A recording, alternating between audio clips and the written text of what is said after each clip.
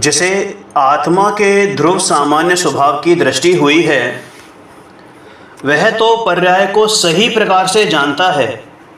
क्या कहा कि ध्रुव सामान्य की दृष्टि, माने जो पर्याय दृष्टि है, बहुत सीधी सीधी बात बोल रहे हैं कि जो पर्याय दृष्टि है उसने ना तो वास्तव में ध्रुव को तो जाना ही नहीं, उसने पर्याय का स्वभाव भी नहीं जाना, उसने पर्याय को भी नहीं जाना। लेकिन जिसकी दृष्टि अपने ध्रुव सामान्य पर है, उसने ध्रुव को तो जाना ही, वही वास्तविक रूप में पर्याय के यथार्थ स्वरूप को जानता है। लेकिन जो निश्चयाभासी है, उसकी दृष्टि, वो कहता तो है कि मैं ध्रुव दृष्टि हूँ, लेकिन मान्यता नहीं है। दृष्टि तो उसकी पर्यायों पर ही है। क्यों? क्योंकि वो पर्याय को क्या मान रहा है कि अभी के अभी वो शुद्ध पर्याय है, जबकि पर्याय तो, द्रव्य तो शुद्ध अशुद्ध पर्यायों का पिंड है। समझ में आया? क्या करता है वो कि वर्तमान पर्याय को गौण करके भूतकाल की जो पर्याय हुई हैं, वे पर्याय होने की शक्ति द्रव्य में थी और द्रव्य से सर्वथा भिन्न वे पर्याय नहीं थी।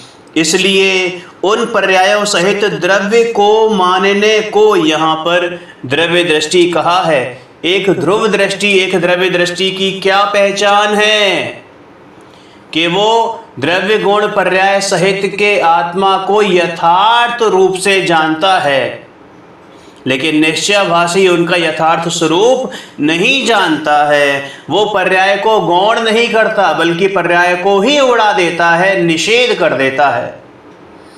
यदि अशुद्ध पर्याय को गिनने में नहीं आवे और केवल अकेला सामान्य ही द्रव्य है, तो फिर जो अभी तक अशुद्ध पर्याय हुई वो कहाँ हैं? कहाँ हैं वो? कहाँ रही? उनका कोई तुच्छ अभाव नहीं है। अरे अनादि अनंत पर्यायों का पिंड है ये द्रव्य। जो पर्याय बीत गई, वह पर्याय वह वर्तमान पर्याय में नहीं है। क्यों? क्योंकि वर्तमान पर्याय का पूर्व पर्याय में प्राग भाव है और द्रव्य में भी वह पर्याय नहीं है। यदि ऐसा मानोगे, यदि द्रव्य में भी वह पर्याय नहीं है, तो ऐसा मानोगे तो द्रव्य भी सिद्ध नहीं होगा। समझ में आया ना? क्योंकि पर्यायों रहित का कोई भी द्रव्य होता नहीं है। परिणाम के बगैर परिणामी हो नहीं सकता। बीती हुई पर्यायों का सर्वथा तुच्छ अभाव नहीं है। यहाँ कहा है कि द्रव्य दृष्टि करना हो तो ऐसा मानो कि पूर्व पर्याय जितनी हुई वे द्रव्य की हैं, तो द्रव्य दृष्टि यथार्थ कहलाएगी। स्वभाव की ओर दृष्टि करने वाला भी पर्यायों का निषेध नहीं करता, पर्यायों को गौण अवश्य करता है, लेकिन उसके यथार्थ ज्ञान में ये भली भांति भाषित है कि भाई भूतकाल में मुझसे गलती हुई है, लेकिन अब समय है कि मैं अपने आप को सुधारूं, वो गलती सुधारूं, अपने को इन पर्यायों की तरफ ना देख के अपनी तरफ देखूं, ध्रुव की तरफ देखूं। भाई कथन की अपेक्षा बराबर समझनी चाहिए। भाई वस्तु स्वरूप को यथार्थ समझे बिना ये क्रियाकांड, व्रत, तप आदि करने पर भी धर्म नहीं होता। यदि कोई माने कि आत्मा एकांत शुद्ध ही है, तो उसे कहते हैं बापू, आत्मा तो शुद्ध शुद्ध सर्व पर्यायों का पिंड है, समुदाय है। जैसे एक ज्ञान गुण को ही ले लो, तो अनादि से कुमति ज्ञान आदि की जो पर्याय हुई हैं, और साधक दशा में जो सुमति ज्ञान आदि की पर्याय होती हैं, और भविष्य काल में जो केवल ज्ञान की पर्याय होंगी, सादी अनंत काल तक रहेंगी। इन समस्त पर्यायों का समुदाय कौन कि वह ज्ञान गुण, और ऐसे अनंत गुणों का पिंड कौन कि वह द्रव्य।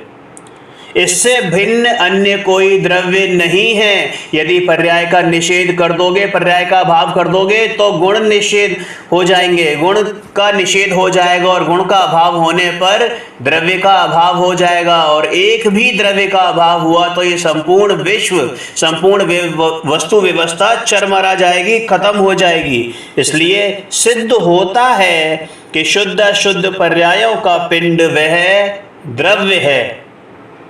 समझ में आया? अनादि से आत्मा मर्यादित दृष्टि में फंस गया है। अरे उसे अमर्यादित अपरिमित दृष्टि कराते हैं। केवल ज्ञान कैसा है, मर्यादा में है या अमर्यादित है, कि भाई उसकी मर्यादा ही अमर्यादित है। समझ में आया? क्योंकि वो समस्त लोकालोक को जानता है, एक समय में जानता है। आत्मा में अनंत गुण है, वे अमर्यादित है। ऐसे द्रव्य का यथार्थ ज्ञान कराते हैं। अब जैसे पर्यायों को अगर थोड़ा समझना हो तो इसमें समुद्र और लहरों का एग्जाम्पल दिया है कि जैसे समुद्र में लहरें होती हैं वे नई नई होती हैं। पहली लहर का व्यय होता है, यानी कि पहली लहर का विनाश होता है, विलय होता है, और नई लहर का उत्पाद होता है। तो इसमें जो पहली लहर थी उसका जो व्यय हुआ वह कहाँ गई कि वह समुद्र में ही मिल गई, उसी में समा गई। उसी प्रकार आत्मा में भूतकाल में जितनी अशुद्ध पर्याय हो गई हैं वे सब आत्मा में अंतर्गत हैं। भूत, भविष्य और वर्तमान तीनों काल की पर्यायों से भिन्न आत्मा नहीं है, परंतु वही आत्मा है। यदि आत्मा को सर्वथा शुद्ध ही मानने में आवे तो भूतकाल की फिर अशुद्ध पर्याय कहाँ गई? इसलिए अशुद्ध पर्याय, भविष्य में होने वाली शुद्ध पर्याय और वर्तमान में वर्त रही साधक पर्याय, इन तीनों कालों की पर्याय का समुदाय ही वो एक अखंड द्रव्य है, ऐसा मानना। सुख दुख की पर्यायों का समुदाय वह आनंद गुण है। मिथ्यात्व पर्याय जितनी बीत गई वे अनादि शांत हैं। सम्यक दर्शन पर्याय हुई वे सादी अनंत काल तक मोक्ष में रहती हैं। उन मिथ्यात्व और सम्यक्त्व पर्यायों का समुदाय वह एक श्रद्धा गुण है। और ऐसे अनंत गुण जिसमें विद्यमान है अपनी अपनी शुद्ध अशुद्ध पर्यायों सहित वह अखंड द्रव्य है। समझ में आया जी? एक चीज यहां पर एक प्रश्न उठ सकता है कि अभव्य को शुद्ध अशुद्ध पर्यायों का पिंड, अभव्य जो है अभव्य जीव, उसको शुद्ध अशुद्ध पर्यायों का पिंड वह द्रव्य है, ऐसा कहना कैसा संभव है? तो उत्तर देते हैं कि भले ही अभव्य को प्रगटता की अपेक्षा से अशुद्ध पर्यायों का पिंड कहा जाए, फिर भी उसमें केवल ज्ञान शक्ति तो त्रिकाल है, सर्वज्ञत्व नाम की शक्ति त्रिकाल है, और उसके केवल ज्ञानावरणी कर्म भी होता है। इस अपेक्षा से उसे शुद्ध अशुद्ध पर्यायों का पिंड कहा जाता है। अभव्य आत्मा के भी समस्त गुण अशुद्ध नहीं है, अर्थात अमुक गुण जैसे कि अस्तित्व, वस्तुत्व आदि तो त्रिकाली शुद्ध हैं, और इससे भी उसे शुद्ध अशुद्ध द्रव्य कहा जाता है।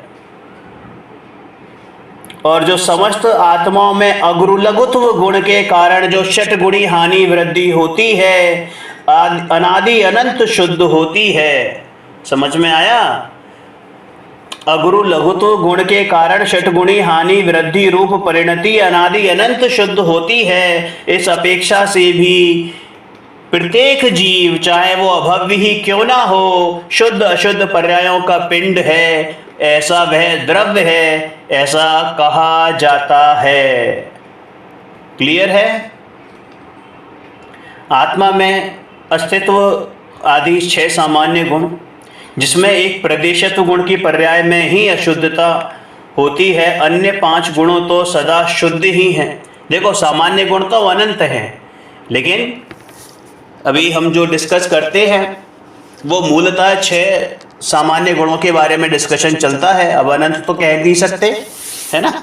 तो इसलिए छह को मूल मानकर उनका डिस्कशन चलता है, जिसमें से एक प्रदेशत्व गुण जो है केवल उसी में अशुद्धता होती है, बाकी 5 गुण तो सदा से शुद्ध ही हैं। तात्पर्य यह है कि यहाँ तो समस्त गुणों की पर्यायों के समुदाय को द्रव्य कहा है, तो इस कारण शुद्ध अशुद्ध पर्याय का पिंड वह द्रव्य दृष्टि का विषय है, लेकिन उस द्रव्य दृष्टि में उन पर्यायों को गौण किया जाता है, ना कि उनका अभाव या उनका निषेध किया जाता है। वो आपके यथार्थ ज्ञान में हैं। दृष्टि आपके ध्रुव स्वभाव पर है, जो स्थिर है, जो कूटस्थ है, अपरिणामी ध्रुव पर दृष्टि है, लेकिन वह ज्ञान में, आपके ज्ञान में, आपके सम्यक ज्ञान में ये चीज पड़ी हुई है कि हाँ, ये शुद्ध अशुद्ध पर्यायों का पिंड, ऐसा मैं द्रव्य हूं। लेकिन मान्यता में या कहें कि दृष्टि में जिसका आपको आश्रय लेना है वह ध्रुव स्वभाव का आश्रय लेना है, क्योंकि पर्यायों का आश्रय लोगे तो अनस्टेबिलिटी आ जाएगी, अस्थिरता आ जाएगी, और अस्थिरता तो अभी तक अनादिकाल से चलती चली आ रही है। स्थिर एक समय मात्र के लिए भी अगर तेरा चित्त स्थिर होता तो सम्यक दर्शन प्रकट हो गया होता, संवर प्रकट हो गया होता। लेकिन ये निश्चयभासी जीव क्या करता है कि वह अकेला ही, मतलब आत्मा को सिर्फ सर्वथा शुद्ध मान लेता है, इसलिए वह मिथ्या दृष्टि है, ऐसा जानना। देखो पंच परमेष्ठियों का कैसा स्वरूप है वैसा नहीं जाने, उनकी श्रद्धा नहीं करे तो भाई वह तो जिनवाणी सुनने के लायक भी नहीं है। लेकिन जो जीव देवशास्त्र गुरु को मानते हैं, है ना, देवशास्त्र गुरु को मानते तो हैं, लेकिन आत्मा का जैसा स्वरूप है, माने देवशास्त्र गुरु ने जैसी बात कही है वैसा नहीं मानते, तो और क्या मानते हैं कि आत्मा एकांत शुद्ध है, तो भाई यह भी बात मिथ्या है, मिथ्या दृष्टि है, क्योंकि द्रव्य तो शुद्ध अशुद्ध सर्व पर्यायों का समुदाय है। समझ में आया? द्रव्य कैसा है कि अखंड है, सामान्य स्वरूप है, उसमें भेद और अनेकता नहीं है। आचार्य भगवान क्या कहते हैं कि भाई बात तो तुझे अभेद समझाने के लिए कही गई थी, लेकिन जब तूने अभेद को नहीं समझा तो हमने भेद करके समझाया, लेकिन तू भेद मान मत लेना। हमने तुझे अखंड आत्मा समझाने के लिए ये बात बताई, लेकिन अखंड आत्मा तू समझ नहीं पाया, इसलिए दर्शन ज्ञान चारित्र सुख वीर प्रभुता विभूता आदि गुण के माध्यम से तेरे को समझाने की चेष्टा की।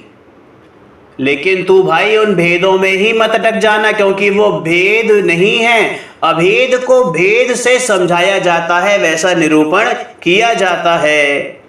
भाई यहाँ वर्तमान पर्याय के सिवा शुद्ध अशुद्ध पर्यायों के समुदाय को सामान्य एक रूप कहा है। प्रमाण की बात यहाँ नहीं है। आगे कहेंगे कि निमित्त और पर से भिन्नपना और अपने भावों से अभिन्नपना वह द्रव्य अपेक्षा शुद्धपना है। वर्तमान एक समय की पर्याय को गौण करके शुद्ध अशुद्ध पर्यायों का समुदाय एक रूप है, उसे यहाँ अखंड एक रूप ज्ञायक पारिणामिक भाव कहा है। यानी उसने अभी वर्तमान की पर्याय को गौण किया है, ज्ञानी ने, है ना, वर्तमान एक समय की पर्याय को गौण किया, और जो भूत और भविष्य की जो शुद्ध अशुद्ध पर्याय हैं, मतलब सब मिला के, और उसने भूत और भविष्य ऐसा भी कोई भेद नहीं रखा, मात्र पर्याय। तो कैसी कि शुद्ध अशुद्ध पर्यायों का समुदाय जो एक रूप है उसे अखंड रूप में स्वीकार किया है, और वही पारिणामिक भाव है, उसे यहाँ पर द्रव्य दृष्टि का विषय कहा है। यदि अशुद्ध पर्याय द्रव्य की ना हो तो वर्तमान पर्याय में वह पर्याय नहीं और द्रव्य में भी वह पर्याय नहीं, तो ऐसा मानने में जाएं तो भैया वो पर्याय गई कहाँ? यानी भूतकाल की जितनी पर्याय बीत गई वे द्रव्य ही हैं, ऐसा अपने भावों से, अभिन्न पना, क्योंकि परिणाम परिणामी के बिना नहीं होता, परिणामी परिणाम के बिना नहीं होता, परिणाम और परिणामी अभिन्न ही है। ये द्रव्य और पर्याय कोई अलग अलग वस्तु हो ऐसा नहीं है। वो जो समुद्र में से लहर उठी, वो लहर कोई समुद्र से अलग नहीं है, समुद्र ही है, ऐसा अभिन्न पना। और साथ ही साथ पर द्रव्य पर भावों से भिन्न पना मानना, यह द्रव्य अपेक्षा से शुद्ध पना है। भाई यह द्रव्य प्रमाण का विषय नहीं है, प्रमाण का विषय तो वर्तमान विशेष और वर्तमान सामान्य दोनों हैं। उसमें द्रव्यार्थिक का विषय सामान्य और यानी भूत और भविष्य की पर्यायों का समुदाय है, और दूसरा जो पर्यायार्थिक ने का विषय है वह वर्तमान पर्यायों को विषय करता है। इसलिए यहाँ प्रमाण की बात नहीं है, यहाँ तो एक अखंड द्रव्य की बात है जिसमें भूत भविष्य वर्तमान तीनों की पर्यायों का समाविष्ट है। आत्मा वर्तमान में द्रव्य पर्याय रूप है, ये दोनों प्रमाण का विषय हैं। अब यदि द्रव्य दृष्टि से विचार करने में आए, तो यहाँ कहते हैं कि तू पर्याय को नहीं मानता, किंतु द्रव्य दृष्टि से द्रव्य शुद्ध अशुद्ध पर्यायों का समुदाय है। वह वर्तमान समुदाय सामान्य द्रव्य दृष्टि का विषय है, और पर्याय दृष्टि से वर्तमान अशुद्ध पर्याय एक समय की है, वह पर्याय दृष्टि का विषय है। इस प्रकार ये दोनों मिलकर प्रमाण का विषय होते हैं, परंतु द्रव्य दृष्टि का विषय जो शुद्ध अशुद्ध पर्यायों का पिंड कहा है वह प्रमाण का विषय नहीं है। यहाँ द्रव्य सामान्य का अर्थ कैसा लेना है कि जो अव्यक्त मतलब जो भूत और भविष्य की जो अनंत भूतकाल की जो अशुद्ध पर्याय हैं और भविष्य की जो शुद्ध पर्याय हैं, उनका उनका समुदाय वह सामान्य द्रव्य है। फिर भी यदि तू ऐसा चिंतन करता है कि आत्मा शुद्ध ही है, इसलिए भ्रम है। द्रव्य का स्वरूप तो शुद्ध अशुद्ध दो प्रकार होने पर भी अकेले शुद्ध रूप किस लिए चिंतन करते हो भाई? वह चिंतन भ्रम रूप है, क्योंकि यह निश्चयभासी पर्याय को मान्यता ही नहीं, पर्याय का सर्वथा निषेध करता है, इसलिए मिथ्या दृष्टि है। और जो आत्मा की पर्याय में चौथे गुणस्थान आदि में जो शुभ भाव होते हैं, यदि उसे ना माने और कहे कि व्यवहार है ही नहीं, तो भाई धर्म तीर्थ का उच्छेद होता है। इसलिए व्यवहार नहीं है ऐसा जो मानता है वो वास्तव में व्यवहार रत्नत्रय का लोप करता है। व्यवहार का मतलब सिर्फ और सिर्फ उसका ना होना नहीं है। कोई भी नास्ति यानी जो वस्तु है ही नहीं उसका तो कथन ही नहीं किया जा सकता ना। तो व्यवहार तो है, व्यवहार दृष्टि नहीं करनी, व्यवहार को स्वीकारना है लेकिन व्यवहार की दृष्टि नहीं करनी, ये उद्देश्य कहा जाता है, इस उद्देश्य से कहा जाता है। लेकिन तू व्यवहार को ही नकार दे कि व्यवहार है ही नहीं, तो भाई तू निश्चय भी कैसे प्रकट करेगा? क्योंकि निश्चय और व्यवहार तो एक साथ ही वस्तु में, और वस्तु में नहीं, वो एक साथ ही लगते हैं, उनका कथन एक साथ ही होता है। व्यवहार को लोप हो जाए तो क्या होगा कि धर्म तीर्थ का लोप होगा। समय सारजी में आया है ना कि व्यवहार का लोप हो जाए तो धर्म तीर्थ का लोप होता है, और यदि निश्चय का लोप हो जाए तो तत्वों का लोप होता है। समझ में आया? लेकिन हाँ, अगर कोई ये मान ले कि व्यवहार करते करते उसको लाभ हो जाएगा, तो भाई ये तेरी भूल है, क्योंकि आश्रय तो तुझे अपने शुद्धात्मा का ही लेना है। समझ में आया? और तू शुद्धात्मा का आश्रय ना ले तो भाई ये निश्चय का लोप होता है, तो तत्वों का लोप होता है। यहाँ तो कहते हैं कि निश्चयभासी आत्मा को शुद्ध रूप चिंतन करता है, वह भ्रम रूप है। क्योंकि यदि तू द्रव्य दृष्टि से चिंतन करता है तो द्रव्य तो अकेला शुद्ध नहीं है, बल्कि शुद्ध अशुद्ध रूप दोनों हैं। और पर्याय दृष्टि से चिंतन करता है तो भाई तेरे तो वर्तमान पर्याय में अशुद्धता है। तो इस प्रकार दोनों प्रकार से शुद्ध का चिंतन करना ये तो भ्रम है। कारण कि वर्तमान पर्याय तो निचली दशा में अशुद्ध है और द्रव्य तो शुद्ध अशुद्ध दोनों का रूप है, दोनों रूप है। तो फिर तेरे को शुद्ध चिंतन कैसे हुआ? नहीं समझ में आया ये बात। भाई पर्याय में शुद्धता है ऐसा भी नहीं मानना चाहिए, क्योंकि वर्तमान में साक्षात दिख रहा है कि पर्याय में अशुद्धता है, ये शरीर आदि है तो तेरी पर्याय में अशुद्धता है ना, ये राग द्वेष आदि हैं तो पर्याय में अशुद्धता है ना। तो फिर ऐसी अशुद्ध पर्याय होते हुए भी तू अपने आप को पर्यायों में भी शुद्धता कैसे मान रहा है? हाँ, यदि तू शुद्ध शक्ति अपेक्षा से तो शुद्ध मान रहा है तो ये बोलना कि हाँ मैं शुद्ध होने योग्य हूँ, मैं सिद्ध होने योग्य हूँ, ऐसा माने। लेकिन तू मैं ऐसा ही हूँ ऐसा मान लेता है तो भाई ये मानना भ्रम है।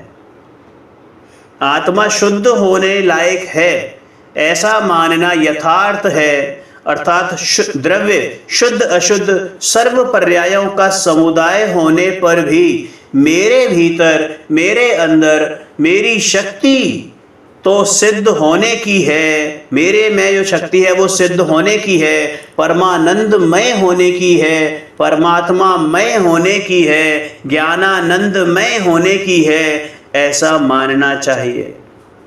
इसलिए द्रव्य अपेक्षा से या पर्याय अपेक्षा से एकांततः शुद्ध नहीं मानना, परंतु मैं शक्ति अपेक्षा से शुद्ध हूँ, सिद्ध होने योग्य हूँ, ऐसा मानना तो योग्य है। समझ में आया? अतः आत्मा को एकांत से शुद्ध रूप चिंतन करना ये भ्रम है। यदि तू अपने को सिद्ध समान मानता है तो यह संसार अवस्था विकारी पर्याय किसकी है? एक समय में शुद्ध और अशुद्ध दोनों पर्याय नहीं होती। यदि तू शुद्ध ही माने तो ये संसारी अवस्था जो प्रकट दिखाई दे रही है भाई, तो फिर ये कैसी पर्याय है? क्या ये शुद्ध पर्याय ही है? तो फिर मनुष्य का शरीर कैसे है तेरे पास? ये राग द्वेष आदि कैसे है तेरे पास? ये जीवन मरण का दुख कैसे है तेरे पास? ये रोग आदि कैसे है तेरे पास? ये सुख दुख लौकिक सुख दुख आदि ये कैसे हैं तेरे पास? समझ में आया? और यदि तू अपने आप को वर्तमान में ही केवल ज्ञान सहित मानता है तो भाई यह वर्तमान पर्याय में तो मति ज्ञान आदि मति ज्ञान श्रुत ज्ञान दिखाई दे रहा है, तो यह पर्याय किसकी है? यदि तू वर्तमान पर्याय में केवल ज्ञान मानता है तो यह मिथ्यात्व भाव है। यदि तू अपने को द्रव्य कर्म नो कर्म रहित मानता है तो यह भी भ्रम है। निमित्त रूप से वर्तमान में द्रव्य कर्म और नो कर्म तो प्रत्यक्ष होने पर भी निमित्त हैं ही नहीं, ऐसा मानना भी ठीक नहीं है। निमित्त के कारण आत्मा की पर्याय होती है यह तो गलत ही है, लेकिन निमित्त है ही नहीं ऐसा मानना भी मिथ्यात्व है। वर्तमान में आत्मा की विकारी पर्याय स्वयं के कारण से होती हैं, उसमें कर्म निमित्त है, कर्मों की उपस्थिति है। हाँ, कर्ता कर्म संबंध नहीं है, लेकिन निमित्त कारण नैमित्तिक यानी निमित्त नैमित्तिक संबंध ऐसा तो है। कर्म एक वस्तु है लेकिन उसका प्रभाव आत्मा पे पड़े ऐसी बात नहीं है। अज्ञानी क्या मानता है? या तो कर्मों का बिल्कुल ही अभाव मान लेता है या फिर कर्मों के अधीन स्वयं को मान लेता है, माने कर्म ही मेरे बॉस हो गए ऐसा मान लेता है, या फिर कर्मों का ही अभाव मान लेता है। समझ में आया ना? वो क्या मानता है कि कर्मों के कारण जीव जो है 11वें गुण स्थान से यानी उपशांत मोह से नीचे गिरा है, लेकिन यह मान्यता भ्रम है। भाई जीव अपनी योग्यता के कारण नीचे गिरता है, ऐसा मानने के बदले कर्म के कारण गिरना मानना ये मिथ्यात्व है, मिथ्या दृष्टिपना है। यहाँ क्या कहते हैं कि पर्याय में अपूर्ण दशा है, पूर्ण दशा नहीं है, तथा यदि विकार और अल्पज्ञता है तो उसके निमित्त रूप द्रव्य कर्म और नो कर्म भी हैं। यदि निमित्त रूप से ये शरीर आदि ना हो तो वर्तमान में ये सिद्ध दशा अशरीरी दशा होनी चाहिए, इसलिए कर्म और नो कर्म का संबंध भी है ऐसा मानना चाहिए। यद्यपि आत्मा की विकारी पर्याय अथवा अपूर्ण पर्याय के कारण द्रव्य कर्म नो कर्म नहीं है। समझ में आया? यानी आत्मा की विकारी पर्याय या आत्मा की अपूर्ण पर्याय के कारण ये द्रव्य कर्म नौ कर्म नहीं है। ये द्रव्य कर्म नौ कर्म उनकी स्वयं की योग्यता के कारण हैं, लेकिन आत्मा की विकारी पर्याय उसमें निमित्त है। समझ में आया? विकारी तथा अपूर्ण दशा के समय कर्म आदि उनके कारण से होते हैं। किनके कारण से? अपने स्वयं के कारण से होते हैं, ऐसा जानना चाहिए। तथा जब आत्मा की पूर्ण शुद्ध दशा होती है तब जो कर्म आदि निमित्त रूप थे वह उनके स्वयं के कारण, किसके कारण? कर्मों के कारण, अपनी स्वयं की योग्यता के कारण, तत्समय की योग्यता के कारण छूट जाते हैं। उस समय निमित्त रूप कर्म आदि नहीं होते हैं, ऐसा समझना चाहिए। यदि कर्म नौ कर्म निमित्त रूप ना हो तो फिर ये ज्ञान आदि की व्यक्तता क्यों नहीं है? माने केवल ज्ञान की व्यक्तता क्यों नहीं है? ज्ञान आदि की व्यक्तता नहीं है, यानी पूर्ण व्यक्तता नहीं है, इसलिए कर्म नौ कर्म निमित्त रूप हैं। आत्मद्रव्य में शक्ति रूप ज्ञान आदि गुण हैं, उनमें से व्यक्त रूप पर्याय होती है, वह पर्याय वर्तमान में नहीं है। पूर्ण शक्ति रूप पर्याय नहीं है, इसलिए उसमें निमित्त रूप कर्म को मानना चाहिए। समझ में आया?